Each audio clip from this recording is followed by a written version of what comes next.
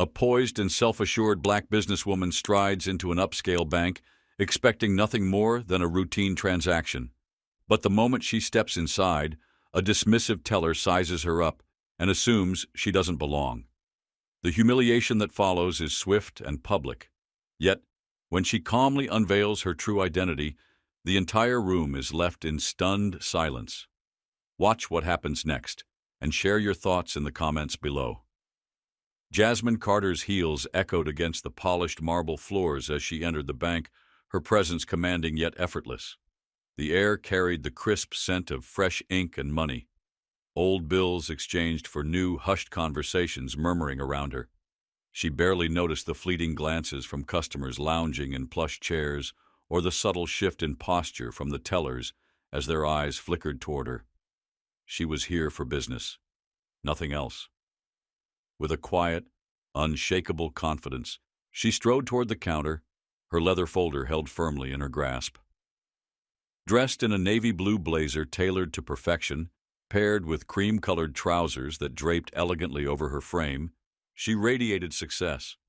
Her natural curls, swept into an intricate updo, framed her face, an image of power and refinement. She had fought through too many barriers, shattered too many glass ceilings, to let a simple bank visit rattle her. But then, her eyes met those of Karen Whitman, and she instantly knew this wouldn't be a smooth transaction. Karen, a middle-aged woman with expertly highlighted blonde hair and a tight, pursed lip frown, barely masked the judgment in her gaze. Her fingers toyed with the pearl necklace at her throat as she sat rigidly, her expression cool, unreadable. "Can I help you?" she asked, her voice clipped, uninterested. Jasmine held her ground, her tone steady. "Yes. I need to make a wire transfer, a significant one. And I'd like to check the details of my business accounts." Karen's eyes flickered over Jasmine's attire once more, skepticism clouding her expression.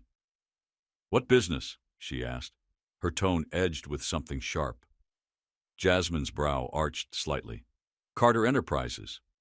Karen should have recognized the name. It held weight, especially in financial circles. But if she did, she gave no indication. Instead, a cold, mocking chuckle escaped her lips. "You own a business?" she repeated, the words dripping with disbelief, as if Jasmine had just delivered a punchline to an unspoken joke. The condescension wasn't lost on Jasmine. She'd encountered it before, the unspoken question, the lingering doubt.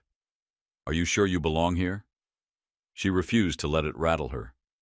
"Yes," she said evenly, "and I'd like to process this transfer now."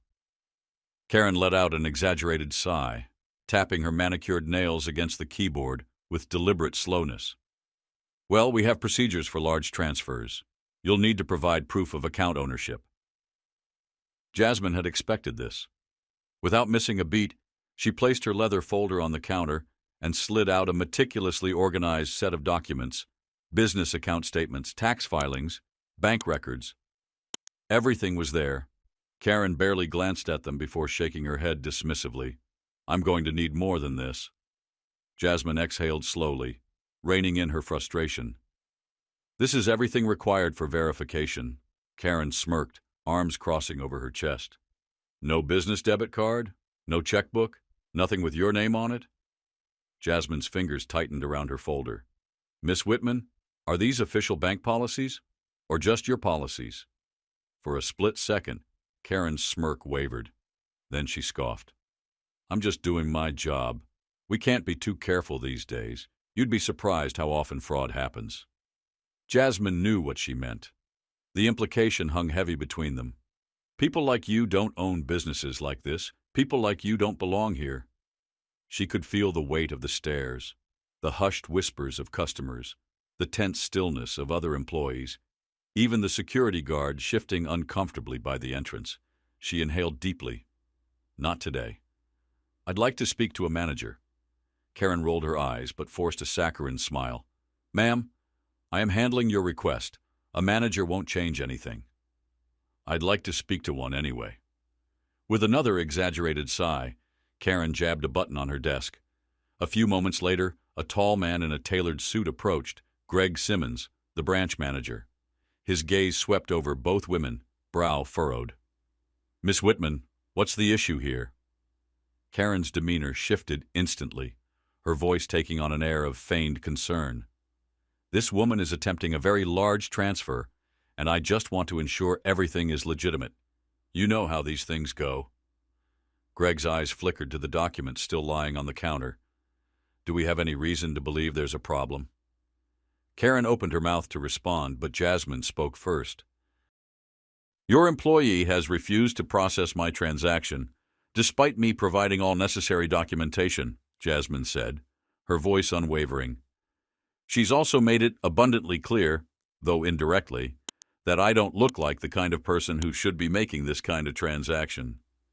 A heavy silence fell over the bank. Eyes darted between Karen and Jasmine, and in that moment everyone waited for the truth to unfold. Even the tellers at the other stations had gone silent, their eyes flicking nervously between Karen and Jasmine. The tension in the air was thick, pressing against the walls of the bank like a gathering storm. Greg's expression darkened. His voice, though calm, carried an unmistakable weight. "Miss Whitman, is that true?" Karen's mouth opened, but no words came. Her face flushed a deep red as she fumbled for an explanation. I was just following policy." Greg's gaze was unwavering, unimpressed. "That's not an answer." He turned to Jasmine, his demeanor shifting as he straightened his tie, trying to recover some semblance of professionalism. "Miss Carter, I sincerely apologize for the inconvenience. I can process your transfer immediately." Karen paled. "But," Greg held up a hand, silencing her. "We do not discriminate against our customers here, Miss Whitman." Jasmine exhaled slowly, then turned to Karen, her expression unreadable. A measured, piercing look passed between them before she slid her documents toward Greg. "Thank you," she said smoothly. As Greg began the transaction, Karen sat frozen. Her fingers trembled slightly before curling into tight fists in her lap, her humiliation bleeding into the rigid set of her jaw. But Jasmine wasn't done. She leaned in just slightly, her voice still calm, composed, but now razor-sharp. "Since we're discussing fraud, you might want to be careful," she murmured, "because I happen to be one of the largest shareholders in this bank." Karen's face went ghostly white. Jasmine smiled, slow and deliberate. "And I will personally be reviewing how certain employees treat certain customers." A deafening silence swallowed the room. Even the security guard, who had been watching the exchange with uneasy attentiveness, looked startled. Customers shifted in their seats, whispering in hushed tones. The other tellers stiffened, suddenly hyper-aware of their own behaviors. Karen opened her mouth, but for the first time in her career, she had nothing to say. And Jasmine Carter was just getting started. The weight of her words hung in the air like an approaching storm, thick with unspoken reckoning. The bank, usually a constant hum of transactions, murmured conversations, and tapping keyboards, had gone eerily still. Karen's fingers twitched against the counter, her expression trapped between disbelief and sheer panic. You're a shareholder?" she stammered, voice barely above a whisper. Jasmine's smile didn't falter. "A major shareholder." She reached into her leather folder once more, pulling out a crisp, neatly printed document, a financial report detailing stock ownership. Without breaking eye contact, she slid it toward Greg. "This should clear up any concerns about my legitimacy." Greg's fingers closed around the document, his eyes scanning the figures. His initial curiosity gave way to something closer to alarm. Jasmine Carter wasn't just a valued customer. She held more stock in the bank than anyone else in the room, including him. Karen must have caught the change in his expression because she let out a nervous, breathy laugh, the kind of laugh that people make when they know they're trapped with no way out. I didn't know," she stammered. "I mean, there was no way for me to—" Jasmine tilted her head slightly. "No way for you to what?" Karen swallowed hard. To know who you—" Jasmine's voice dropped just enough to turn her words into steel. "And that is the problem, isn't it?" Karen blinked rapidly, her carefully applied mascara smudging at the corners of her eyes. A sheen of sweat gathered along her hairline as the weight of Jasmine's accusation settled over her. I didn't mean— Jasmine barely acknowledged her flailing attempt at an excuse. Her tone remained even, unbothered. You took one look at me and assumed I didn't belong. Karen's breath hitched. You assumed I was some nobody trying to commit fraud. A hushed murmur rippled through the bank. Jasmine's voice remained steady. In a bank that I partially own. Another beat of silence. Even Greg looked visibly shaken now, his fingers tightening around the paper in his hands. Jasmine let the moment stretch, watching Karen struggle under the weight of her own actions. You assumed I wasn't important enough to be taken seriously. From the corner of her eye, Jasmine saw two black customers exchange knowing glances. The kind of look that needed no words. The kind that said, "We've been here before." Greg cleared his throat, his posture stiff. "Miss Carter, please accept my sincerest apologies," he said, his voice strained. I assure you this is not how we treat our clients." Jasmine arched an eyebrow. "Isn't it?" Greg hesitated. Jasmine let the silence stretch. "Tell me," she said, her voice deceptively soft, "how often does something like this happen in your branch?" Greg's jaw tensed. He faltered. "We strive to provide excellent service to all of our customers." Jasmine tapped her nails against the counter. "Do you?" The silence that followed was deafening. Then from the back of the line, a voice cut through the stillness. "This isn't the first time." Heads turned. An older black man in a crisp gray suit stepped forward, adjusting the lapels of his blazer as he scanned the faces of the employees. His gaze was steady, unreadable. "I've banked here for over a decade," he said, his voice measured but firm. "And I can't count how many times I've been treated like a criminal just for wanting access to my own money." A black woman in a burgundy dress nodded in agreement. "Same here. I make 6 figures, but every time I come in they question my deposits." Another customer murmured their own experience. Another nodded, then another. And just like that, the walls Karen had so carefully built, walls made of assumptions, biases, and quiet everyday discrimination, began to crumble. Right there, in the middle of a bank she had once controlled. A younger black man, clad in a worn leather jacket and dark jeans, let out a sharp, bitter scoff. "They always take forever with my transactions," he said, shaking his head in frustration. "Like they're just waiting for me to mess up. But them?" He gestured toward the white patrons in the bank. "They walk right up, no questions asked." Karen's face had lost all its color. Her lips parted, but no words came. Jasmine, still composed, turned to Greg. "It looks like I'm not the only one who's had an issue here." Greg wiped a sheen of sweat from his forehead. His situation was precarious. If he admitted the truth, he would have to confront the rot festering within his own branch. If he denied it, he risked angering a woman who now held undeniable power. He chose his words with caution. "We take these concerns very seriously," he said, his voice tight. "I promise we'll be reviewing all employee conduct immediately." His eyes flickered to Karen, the unspoken reprimand clear. Karen's breath had grown shallow. Her hands, once steady, trembled against the counter. Her voice was barely a whisper. "Miss Carter, I made a mistake." Jasmine regarded her for a long, heavy moment before shaking her head. "You didn't make a mistake," she said, her tone precise, cutting. "You made a choice." Karen's shoulders sagged beneath the weight of those words. Then, in a voice firm and unyielding, Jasmine spoke the words that would alter the course of Karen's career forever. "I want her fired." A collective gasp swept through the bank. Karen's mouth fell open, her expression a mix of shock and desperation. "What?" Jasmine didn't flinch. "She's proven she's incapable of treating customers fairly. You said you'd be reviewing employee conduct?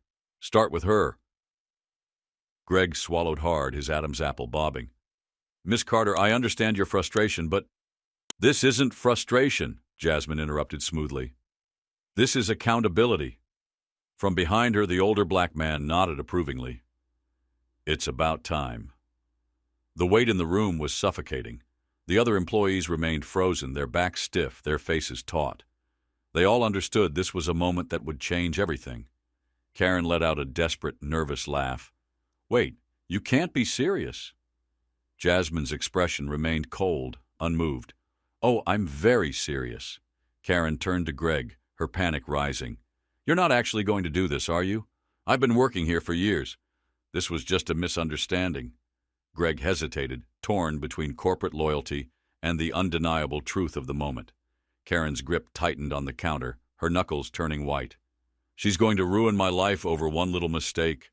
Jasmine sighed, almost sadly, before shaking her head. Number, you did that all on your own. Greg exhaled sharply. Karen, please step into my office. Her body went rigid, her eyes darted. Around the bank, searching for an ally, someone to step forward and defend her. No one did. With one last, shaky breath, she stepped out from behind the counter and followed Greg toward his office, the door closing behind them. A wave of relief washed over the bank. Customers who had been holding their breath now murmured among themselves, some shaking their heads, others exchanging triumphant glances. Jasmine turned back to the counter. Now, she said, her tone brisk, professional, about my transfer. The teller at the next window, a young man whose wide eyes still carried the remnants of shock, jumped into action. Of course, Miss Carter.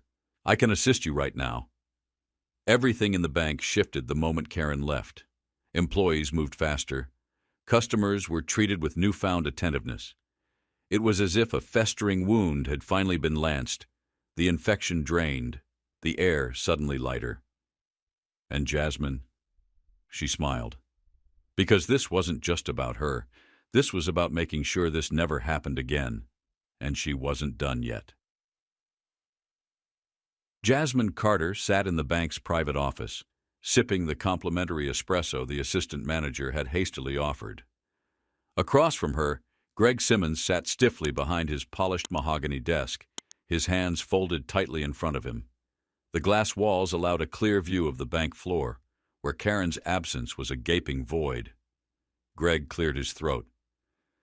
Miss Carter, I want to formally apologize again for what happened earlier. I take full responsibility for the lapse in judgment from our employee. Jasmine stirred her espresso with the tiny gold spoon they had provided. She's no longer your employee, correct? Greg hesitated. Correct? Jasmine set her spoon down with a soft clink. And what changes are you implementing to ensure this doesn't happen again? Greg hesitated, as if scrambling for an acceptable response. We're going to be reevaluating our customer service policies and providing additional training on... Jasmine lifted a hand, cutting him off. Greg, that's corporate speak for nothing will actually change. Greg flinched. Miss Carter, I assure you I'm not looking for assurances. Jasmine leaned forward slightly, her gaze unwavering. I'm looking for commitments. Greg exhaled, realizing he couldn't smooth-talk his way out of this. What do you suggest? Jasmine smiled faintly. Since you're asking, I'd like a meeting with the regional director of this bank within the next week. Greg's face paled. That's quite a request. It is. Jasmine nodded. And as one of your largest shareholders, I think it's a reasonable one. Greg swallowed, his mind racing. He had spent years answering to higher-ups, but never had he felt so exposed in front of a customer. I'll arrange it, he said tightly. I'll have an email sent to you by the end of the day. Jasmine rose to her feet, smoothing the front of her blazer. Good. Greg moved quickly to shake her hand. She let the silence stretch before finally extending hers, grasping his with firm, unwavering pressure. As she stepped back onto the main banking floor, the shift in energy was palpable. Black customers met her gaze with quiet triumph. The older gentleman in the gray suit clapped her shoulder. You did more in 20 minutes than I've been trying to do for 20 years. Jasmine met his eyes. It's about time. She stepped outside, inhaling deeply. The battle wasn't over. It never really was. But today, she had drawn a line in the sand, and the world felt it.